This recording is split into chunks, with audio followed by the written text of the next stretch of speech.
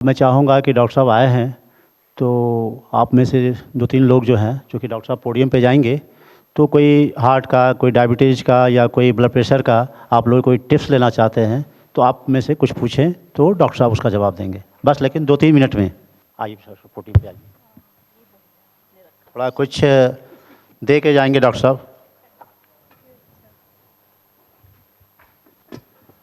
आप में से कुछ पूछना चाहें तो आप पूछिए, जो कि डायबिटीज़ के लिए या हार्ट के लिए या ब्लड प्रेशर के लिए और क्या उपाय हो सकता है। मधुमेह के लिए असल में हर बीमारी की बड़ी एक पुरानी हिस्ट्री होती है। मधुमेह जो है वो कितना पुरानी हिस्ट्री है उसकी देखिए, गणेश जी को हुआ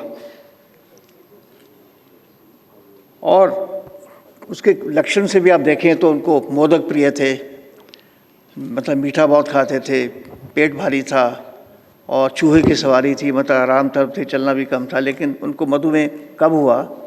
जब उनका और कार्तिक का कुछ आपस में झगड़ा हुआ किसी विवाद में, पारिवारिक उसमें था, वो एक लंबी स्टोरी है।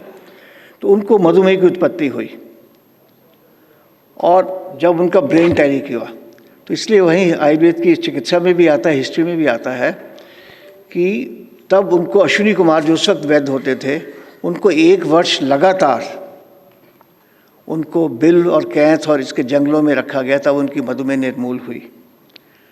आजकल हम देखने में ये आता है कि ज़्यादातर लोगों को जब जो स्ट्रेस लेवल जब उनका बढ़ता है तो उसमें उनको मधुमेह की उत्पत्ति बहुत होती है। पारिवारिक भी है और पीछे हमने देखा कि ये जो कोविड आया उसमें जितना भी औषधियाँ खाई गई उसके बाद भी मधुमेह की उत्पत्ति बहुत ज़्यादा हुई। तो मेरा अपना मानना है कि प्रिवेंशन के रूप में हमने कहा आजकल ये जितने मिलेट्स हैं उसका उपयोग ज़्यादा करें, चावल और ये गेहूं का इस्तेमाल कम करना चाहिए, जौ है, ज्वार है, चना है, इनका इस्तेमाल करें, हमारे मिलेट्स का इस्तेमाल ज़्यादा करें, वॉक जरूर करें, 1 घंटा सैर जरूर करें। उससे उनको ये जो औषधियाँ जो बहुत ज़्यादा खाई जाती हैं मधुमेह की, वो भी कम हो जाएंगी, ऐसा मेरा अपना मानना है और उससे लोगों को बहुत फ़ायदा भी होता है। ऐसी हार्ट की बीमारियों के लिए भी हमको ये ज़रूर ध्यान रखना चाहिए कि इसमें आपको मेडिटेशन और ध्यान, इस पर तो बहुत प्रूवन है, महर्षि जी ने तो बहुत ज़्यादा इसकी विदेशों के अंदर भी इसके साइंटिफिक रूप में बड़ी रिसर्च हुई है कि जितना हमारा ध्यान अच्छा होगा, मेडिटेशन अच्छी होगी और जितना हम इसमें हमारा खाने पीने का तो उसमें ध्यान रखना पड़ेगा आयुर्वेद के मुताबिक, चाहे वो चिकनाई का हो चाहे तली हुई चीज़ों का हो, वो ध्यान रखना पड़ेगा। उनका ब्लड प्रेशर वगैरह ठीक रहे, उनकी जैसे आजकल ये पद्धति है कोलेस्ट्रॉल ठीक हो जाए या जो चिकन ठीक हो जाए। तो हम चिकित्सा के रूप में हमारी बहुत सारी औषधियाँ हैं जो हार्ट को फ़ायदा करती हैं, चाहे वो अर्जुन हो, चाहे मुक्ता है, चाहे ब्रह्मी है, शंखपुष्पी है, ये हार्ट के लिए नर्वस सिस्टम को बहुत फ़ायदा करती हैं। तो ये सारी लाइफस्टाइल की जो बीमारियाँ हैं इससे भी हम सब लोग सब लोगों को बहुत फ़ायदा दे सकते हैं, ऐसा मेरा अपना मानना है। और विपिन जी, मैं तो बस यही कहूँगा कि आप जो कार्य कर रहे हैं बहुत अच्छा कार्य कर रहे हैं, बस इससे ज़्यादा और नहीं कहूँगा।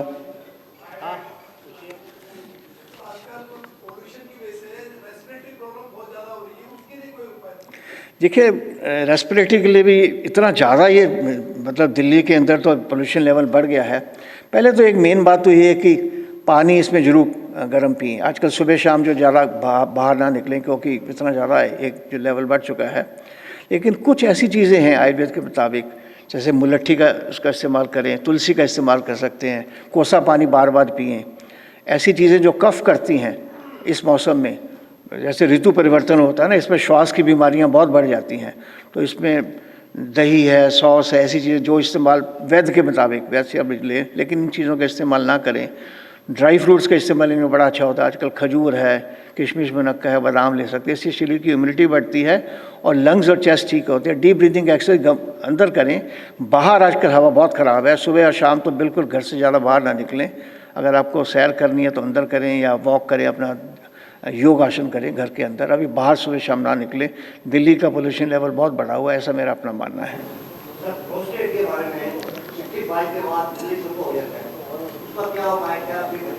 देखिए, प्रोस्टेट जो है ना, ये लाइफस्टाइल का रोग भी है। ये कई दफ़ा आदमी जो है वो पेशाब को बार बार सालों साल रोके रखता है, पेशाब में नहीं जाता।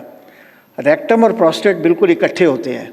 कई दफ़ा जब पुरानी पेट की बीमारी हो जाए, कब्ज़ हो जाए, तो जो बलाशा होता है वो उसको प्रोस्टेट को, पौरुष ग्रंथियों को दबाता है। जब लगातार पौरुष ग्रंथि दबती हैं तो उससे फिर ये प्रोस्टेट जो बढ़ भी जाता है, PSA लेवल भी बढ़ जाता है। कुछ ऐसी चीज़ें हैं जो आयुर्वेद में जो लगातार लेनी चाहिए, जैसे सबसे अच्छी इसके लिए है शोभांजन। शोभांजन जो है, इसका इस्तेमाल अगर आप करेंगे तो इसका प्रोस्टेट में बहुत फ़ायदा है। ऐसे तो कचनार भी है, इसका उपयोग जब ये सीज़न में मिलता है, शोभांजन के फूल है, शोभांजन की फली हमेशा इस्तेमाल करें। ऐसे कचनार के फूल मिलते हैं, उसका इस्तेमाल करें। आंवले का इस्तेमाल लेना चाहिए। और फिर बहुत सारी औषधियाँ हैं उसको पौरुष की शोथ को कम करने के लिए, पुनर्नवा है, बहुत सारी चीज़ें हैं जो वैद्य की सलाह से आप लें तो, और हर 3 महीने के अंदर आप प्रोस्टेट को चेक कराएंगे तो उसमें पता लग जाता है कि प्रोस्टेट में फ़ायदा हो रहा है। ऐसे तो वरुण सबसे अच्छी औषधि है जो कि प्रोस्टेट को फ़ायदा करती है। तो इन सब चीज़ों के उपयोग से बहुत फ़ायदा होता है। सर, एक बड़ा प्रैक्टिकल क्वेश्चन है। आपने कहा कि आयुर्वेद के डॉक्टर या जो भी आगे आए तो वो बिजनेस माइंड को थोड़ा सा दूर रखें। तो एज ए डॉक्टर एक चीज़ डील करते हैं कई बार कि आयुर्वेद में स्वर्ण भस्म, तमाम प्रकार की भस्मों का जब प्रयोग करने जाते हैं तो क्रॉस कटिंग जब जाते हैं तो एक बजट इतना लमसम बता दिया जाता है कि आयुर्वेद की तरफ जो व्यक्ति आना भी चाहता है तो पहले से वो साइकोलॉजिकली प्रिपेयर होता है कितना कॉस्ट आना है। तो उसको कॉस्ट इफेक्टिव करने के लिए क्या तरीके होंगे? कई हमने दुष्प्रचार कर दिया है कि आयुर्वेद बहुत महंगा है, क्योंकि कई डॉक्टर ऐसे भी आज जो 2-3 लाख रुपए के लड्डू दे रहे हैं। तो आखिर इस चीज को हैंडल कैसे किया जाए प्रैक्टिकली, क्योंकि समाज को जो आयुर्वेद से दूर किया गया उसको बहुत महंगा बता कर। दूसरी एक बात आती है कि आयुर्वेद का डॉक्टर फीस को लेकर के प्रैक्टिकली बहुत स्ट्रगल करना पड़ता है। कॉर्पोरेट मेडिकल ने ये तो रख लिया कि हमारी फीस नहीं है, 1200-1500 रुपए की फीस चली है। आयुर्वेद का डॉक्टर अपनी फीस निर्धारित कैसे करे प्रैक्टिकली? तो ये चीजें प्रैक्टिकली समाज में कैसे? देखिए, ऐसा है कि जो स्वर्ण औषधियों की आपने बात की है, अगर मैं चिकित्सा की दृष्टि से देखूं, अगर 100 मरीज हमारे पास आते हैं तो उसमें से मुझे नहीं लगता कि 2 या 3 या 4 मरीजों को स्वर्ण की औषधियाँ देनी पड़ती हैं। और वो भी ऐसी बीमारियाँ जो नर्वस सिस्टम की, नर्व्स की बीमारियाँ हो, या कोई स्पॉन्डिलिसिस है, या किसी को पैरालिटिक हो गया है, तो ऐसे बहुत कम लोग होते हैं जिनको ये औषधियाँ देनी पड़ती हैं। तो ये औषधियाँ अब स्वर्ण की वजह से औषधियाँ महंगी हो गई हैं। पहले मुझे ध्यान है कि यही औषधियाँ 100 रुपये रोज़ की पड़ती थी, अब ये 500-600-700 रुपये रोज़ की पड़ती हैं जो स्वर्ण की औषधियाँ हैं। तो इसलिए, लेकिन वो मरीज़ बहुत कम है। 90% से ज़्यादा जो हमारी औषधि हैं वो सारी हर्ब्स हैं या मिनरल्स हैं। तो वो औषधियाँ इतनी महंगी नहीं, अब समय के मुताबिक तो महंगी हैं, लेकिन पहले सस्ती होती थी, और भी हो सकता है सस्ती हों। लेकिन स्वर्ण की औषधियों को सस्ता करना, मुझे नहीं लगता कि ऐसी कोई स्कीम है कि सस्ती हो सकती हैं, लेकिन जहाँ बहुत ज़रूरी है वहाँ देनी भी चाहिए। लेकिन मैंने ये भी देखा है, बहुत सारी जब हमारे पास लोगों की पर्चियाँ आती हैं कि जिसको स्वर्ण की औषधियों की ज़रूरत नहीं, उनको भी स्वर्ण लिखा हुआ है। वो गलत बात है कि उनको ऐसी इतनी महंगी औषधियाँ देनी नहीं चाहिए, ताकि हमारा ये ध्येय ना हो कि मरीज़ की जेब में से पैसे निकालने हैं। दूसरा आपका प्रश्न था इसका फीस का। देखिए, ये तो हर चिकित्सक का अपना अपना वो है। जैसे हमारे पिताजी ने, हमने कभी भी देखने की फ़ीस नहीं ली, ये अपने चिकित्सक का अपना वो भी है। लेकिन आजकल लोगों ने शहरों में रहना है, सर्वाइव भी करना है, तो कोई 500 फीस रखता है, कोई 1000 रखता है, कोई ज़्यादा भी रख सकता है। ये तो उसकी अपनी वो है। लेकिन ये कर सकते हैं कि आप जो गरीब आदमी आ रहा है, अगर वो फ़ीस नहीं दे पाता है तो उसको फ़ीस उससे ना लें। लेकिन ये उससे कहें कि वो फ़ीस ना लेगा तो वो कैसे सर्वाइव करेगा? अगर उसने महंगी जगह क्लिनिक खोला हुआ है, उसका किराया भी देना है। तो लेकिन फिर भी ध्यान रखना चाहिए कि हमारा ये मैसेज ना जाए कि जैसे आपने कहा कि आयुर्वेद की चिकित्सा बहुत महंगी है। ये ध्यान हमारे चिकित्सक को तो रखना ही पड़ेगा, रखना चाहिए भी, मेरा अपना मानना है। ये थायराइड, मैंने अभी जैसे बताया था कि थायराइड की चिकित्सा आयुर्वेद में बड़ी अच्छी है। और ये विशेष करके ये जो हमारी औषधियाँ हैं ना, शोभांजन सबसे अच्छा इसका योग है। बिड़ंग, कचनार, ये ऐसी औषधि हैं। बाकी तो इसके योग तो बहुत है, लेकिन इनका उपयोग अगर हम रोज़ करते हैं, शोभांजन का, उसका जो फली है उसके हम सब्जी के रूप में खाएं, उसके पत्ते जो है रोटी की तरह डाल लेते हैं शोभांजन के, जो हमारा आसपास दिल्ली में इतने पेड़ हैं। कचनार का, शोभांजन की जब फली आती हैं उसका उपयोग रेगुलर करें तो उससे भी बहुत फ़ायदा होता है। और इसका आप हर 3 महीने के बाद अपना TSH चेक कराएंगे तो उसमें बिल्कुल फ़ायदा होता है। हम डेली रूटीन में बाकी औषधियाँ तो बहुत है उसमें, कचनार गूगल भी है, बिड़ंग भी है, बहुत सारी चीज़ें हैं जिससे कि कचनार का फ़ायदा होता है। ठीक है, थैंक यू। हैं शुगर की देखिए औषधियाँ तो बहुत हैं, लेकिन मधुमेह के लिए जैसे अभी बताया आपको कि मधुमेह के अंदर बताया था मैंने अभी कि जैसे गणेश जी को हुई थी कि उनको भी मधुमेह में कितना फ़ायदा हुआ था, लेकिन लाइफस्टाइल का रोग है, खाने पीने का तो ध्यान रखना ही पड़ेगा। और मधुमेह देखिए मधुमेह 10-15 साल में भी कुछ नहीं कहती, लेकिन जब पुराना मधुमेह हो जाता है तो उसके जो साइड इफ़ेक्ट्स आते हैं, खास करके किडनी के ऊपर, आँखों के ऊपर, हार्ट के ऊपर, अगर हम उन सिम्टम्स को बचा लेते हैं तो व्यक्ति का बहुत बड़ा स्वास्थ्य का लाभ होता है। बाकी मधुमेह की जो आयुर्वेद की चिकित्सा है वो तो मुझे लगता है सब चिकित्सक करते हैं और सबको फ़ायदा भी होता है, मेरा अपना मानना है। लेकिन योग साथ में करें, एक्सरसाइज करें, ध्यान करें और साथ साथ में सैर करें। सबसे ज़्यादा ज़रूरी होती है प्रातः भ्रमणम, सुबह की सैर गर्मियों में, और सर्दियों में आप सेवनम, धूप का सेकना, ये सब के लिए बहुत अच्छा होता है, ये करना चाहिए।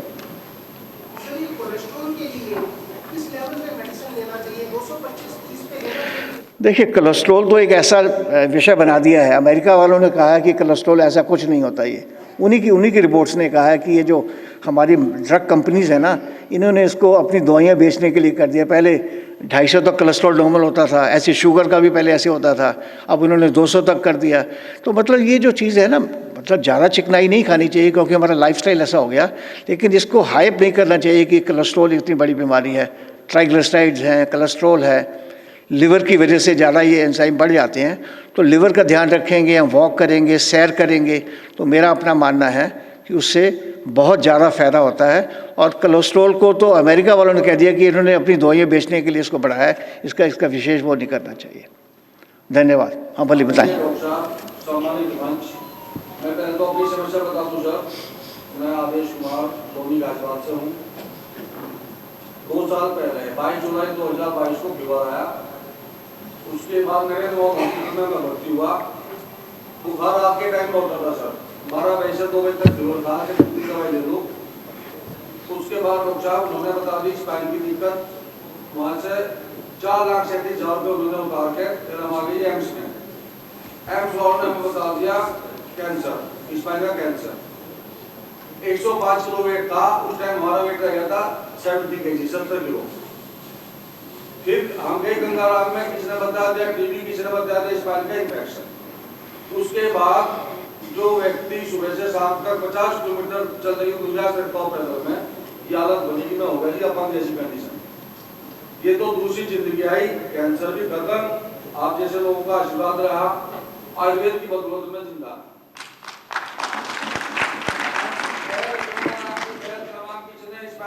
बता दी अभी जो मुझे दिक्कत है सर, एक तो स्टेट्स पे पेडी वगैरह पे नहीं चढ़ पाता मैं, ऊंचाई पे नहीं, इसके साथ से प्लेन जगह को चल लेता हूँ, हिम्मत की जो यहाँ पे 1.5 साल तक बेड पे लेटा रहा, और वो भी एलोपैथी के डॉक्टर की बदौलत, तो रास्ता नहीं मिल पाया। जिसका जिक्र कैंसर बता दिया, जिसका मन करा वो बता दिया। तो मेरा वेट 45 किलो 200 है। अब दोबारा से शरीर डेवलप हुआ, जो उनका जहर था, जो उनकी दवाइयाँ थी, वो जब मैं बंद कर दी तो दोबारा से 90 प्लस हो गया।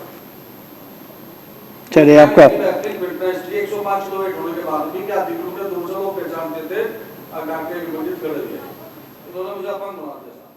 चले आप बड़े भाग्यशाली हो। हाँ, इन पैरों से चलने में ये लोग नहीं बर्दाश्त कर पाते। कोई नेत्रोपैथी सिस्टम कहते हैं, कोई सुन पर बन जाते हैं, हमें इसमें ज़्यादा दिक्कत बनते हैं। कहीं रैंप में नहीं चल सकता मैं, जहाँ खड्डे से हल्के से वो नहीं चल सकता मैं, प्लान नहीं थोड़ा सा इसके साथ प्रयास करता हूँ। बाकी मैं 1.5 साल बहुत बुरी जिंदगी जी थी, और मैं अपने आप को ये है कि 80% ठीक मानता हूँ। 60 किलो वजन में था, 105 किलो। मेरी राय में हमारे all India institute of doctor साहब एक बात और रख दीजिए, मैं जी हाँ उत्तर प्रदेश से बिलोंग करता हूँ, हालांकि समस्या पूरे देश की है। कहीं पहले डीएम होता था, कहीं यूएम होता था, कहीं डीएचएम होता था, कहीं आयुर्वेद था, कहीं वेद विशाल था, कहीं आयुर्वेद रतन था, कहीं योगा था, नेचुरोपैथी थी। आज के टाइम में जब डॉक्टर की उम्र 50-55 साल हो जा, उस टाइम पे उसने डिप्लोमा किया था, रजिस्ट्रेशन भी प्रदेश सरकार ने किया था, भारत सरकार ने किया था। आज ना आतंकवादियों जैसे उनके साथ में व्यवहार किया जाता है जैसे वो गुंडे आतंकवादियों के नीचे पुलिस होती है। जब एक हाई स्कूल या इंटर पास शिक्षा मित्र बन सकता है, तो कम से कम एक 12वीं पढ़ा हुआ साइंस बायोलॉजी वाला जो पहले डिप्लोमा हो, जिसका 25-30 साल का अनुभव हो, तो उसे कम से कम स्वास्थ्य रक्षक भी तो बना सकते हैं या स्वास्थ्य मित्र बना सकते हैं।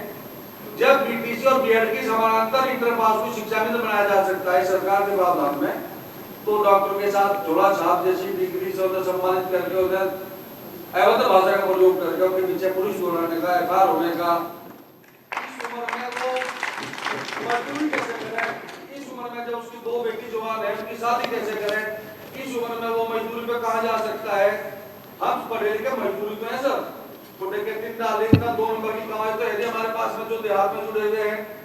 और आज सम्मानित मंच के सामने कहना चाहता हूँ, सभी योद्धा है आयुर्वेद के, आयुष के, अपना दर्द मेरा दर्द लाखों डॉक्टरों के दर्द है कि अगर हम लोग गांव देहात मजदूर बस्तियों में शहर में बस्तियों से हम खत्म हो गए, हजारों लोग अपने घर में तरफ तरफ के मर जाएंगे, क्योंकि सबकी कैपेसिटी नहीं है। 1000 रुपए फीस भी देंगे, 1000 रुपए की जांच भी लिखेंगे, 1000 रुपए की मेडिसिन आएंगे।